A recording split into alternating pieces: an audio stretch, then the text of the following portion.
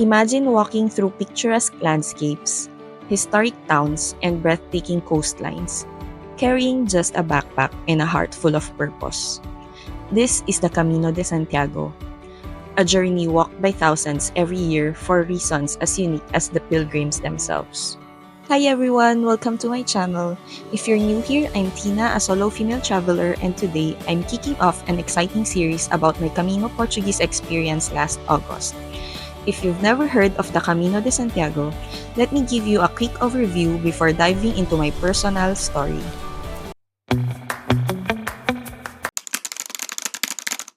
The Camino de Santiago, or the Way of St. James, is a network of pilgrimage routes that all lead to Santiago de Compostela in Spain, where the remains of St. James are said to rest. It is not just one route. There are several, with Camino Frances being the most popular. It is not just a religious journey. It is a personal one, filled with self-discovery, adventure, and connection. People walk the Camino for all sorts of reasons. Some do it after a life-changing event, perhaps as a way to heal or find clarity. For me, it was different. Earlier this year, I received an incredible blessing, and I wanted to express my gratitude in a meaningful way. This walk became my way of giving thanks. As someone who loves walking, the idea of trekking across two countries, Portugal and Spain, was irresistible. I wanted to challenge myself, step out of my comfort zone, and embrace the simplicity of life on the road. And let me tell you, it was worth every sore muscle. Luckily, I didn't get any blisters. I chose the Camino Portuguese because I wanted to do a coastal trail. The Camino del Norte and Camino Portuguese both offer a beautiful coastal path, but I was more familiar with Camino Portuguese because I have a Galician friend and he used to tell me stories about Galicia. So, his stories piqued my curiosity. Also, the idea of walking along the coast and experiencing both Portugal and Spain was too appealing to resist. So, it took me 12 days of walking from Porto to Santiago de Compostela, but I took 2 days break. And that's when I met with my friend and they showed me around Tui and some towns near the border of Spain. Before starting the Camino, all I knew was that you walk every day from your starting point until you reach Santiago de Compostela. I joined Facebook groups and watched YouTube videos from solo female pilgrims to have an idea of what to expect in the Camino. Also, my Galician friend has a friend who did the Camino before, so for specific questions, he asked his friend for me.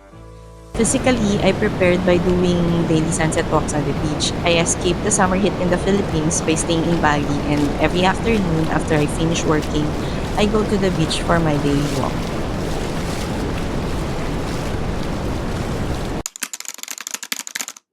One of the great things about the Camino Portuguese is how well marked the route is. The iconic yellow arrows and scallop shell symbols guide you along the way, making it surprisingly easy to stay on track. Also, the Camino Ninja app was a lifesaver. It provides detailed maps, accommodation options, and route information, and it is very easy to use. So this is how the app looks like. This is actually very useful when planning your stages. So you just choose the route that you're going to take, and then it will give you a list of the cities that you will pass by. So you choose where you want to start and where you plan to end, and then you will see the cities, and also you will see there which cities have accommodations and restaurants, etc. So when you click on a city, you will see there the accommodations available. So it has the contact numbers or the link to booking.com. And then when you go to the map, it looks like this. It is like using Google Maps. So you just follow the red line. That's the route that you're supposed to take. And this app is free. I never felt unsafe walking the Camino as a solo female traveler. While my imagination sometimes ran wild because I've been watching a lot of true crime documentaries, I never faced any real danger. That said, I did have some amusing moments of irrational worry, like when I was walking alone through a forest and thought, what if a scary animal appears, or what if a psycho comes out of nowhere?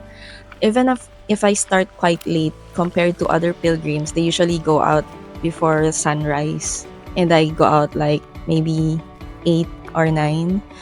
um, I made it a point to finish walking before nightfall and pre-booked accommodations to avoid last-minute stress.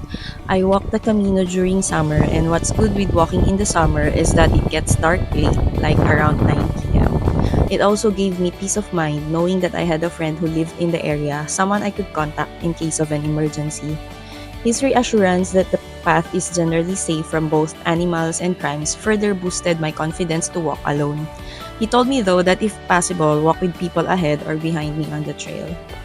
The Camino community was a huge source of comfort and reassurance. From locals to fellow pilgrims, everyone was welcoming and supportive.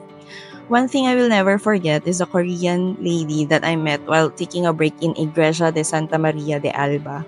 There was a sign in the resting area that says free hugs, and so she came to hug me, and that felt really good. She could speak very little English, but she told me she was so happy to see a fellow Asian on the trail. I told her I felt the same because I rarely saw Asians during my walk. I am also happy to share that I never experienced racism while doing the Camino. For anyone considering this journey, trust in its safety but take simple precautions like staying visible, aware, and prepared. Most people I met during the Camino experienced having blisters. Luckily, I never got one, but what made my walk difficult was dealing with plantar fasciitis. By the last 2 hours of my walk on the third day, the pain in my heel was almost unbearable. It was so painful that I had to stop every 500 meters. The Camino Portuguese offers a blend of stunning landscapes and cultural gems. My favorite stage was the part from Savaris to Playa de Samil in Vigo. The views of the sea there was so relaxing.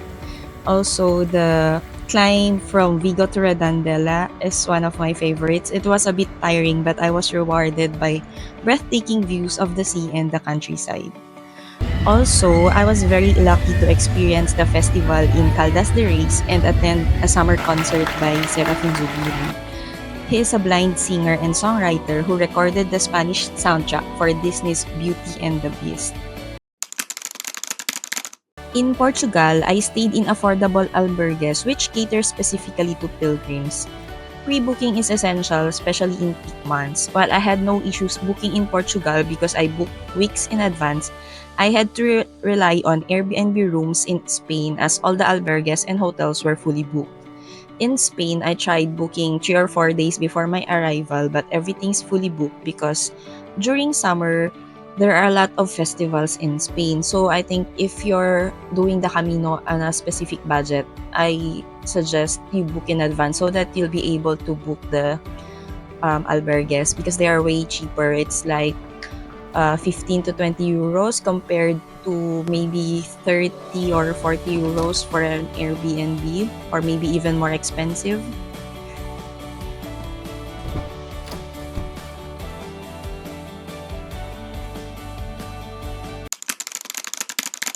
Pack as light as you can.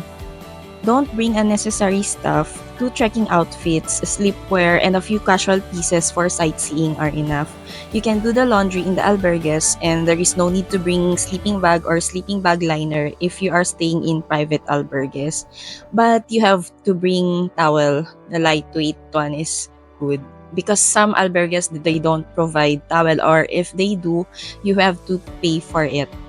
And then use apps like Camino Ninja to plan route and find accommodations. Carry cash as many restaurants in Portugal don't accept cards, and then bring a power bank as it's a lifesaver for navigation and emergencies. And you don't need to bring a walking stick if it's not something you're accustomed to using. It's all about what feels most comfortable for you. As for the food, I never had a problem looking for a place to eat along the trail. A girl I met along the trail asked me how I knew what to order because in Spain, most restaurants have their menu in Spanish. I told her I have a Spanish friend and he told me the foods to try. Also, you can always use Google Translate. In Portugal, most Portuguese, especially the younger ones, can speak fluent English. The restaurants also have toilets, so if you need to pee, it's free to use for customers. As for water, I brought a plastic water bottle and I just refilled it in the morning because the tap water in Portugal is potable. After 12 days of walking, I finally arrived in Santiago. It was an emotional moment filled with gratitude, pride, and a deep connection to the journey. Walking the Camino Portuguese was one of the most empowering experiences of my life. As a solo female traveler, it challenged me physically and mentally but also showed me how strong I truly am. For anyone considering this journey, especially women traveling alone, I highly recommend it. You will not only discover beautiful landscape but also a stronger, more confident version of yourself. Don't forget to subscribe and join me in my next video as I share my first day on the Camino Portuguese Coastal Route. And if you have more questions about the Camino, drop them in the comments and I'll make another video to answer them. Buen Camino!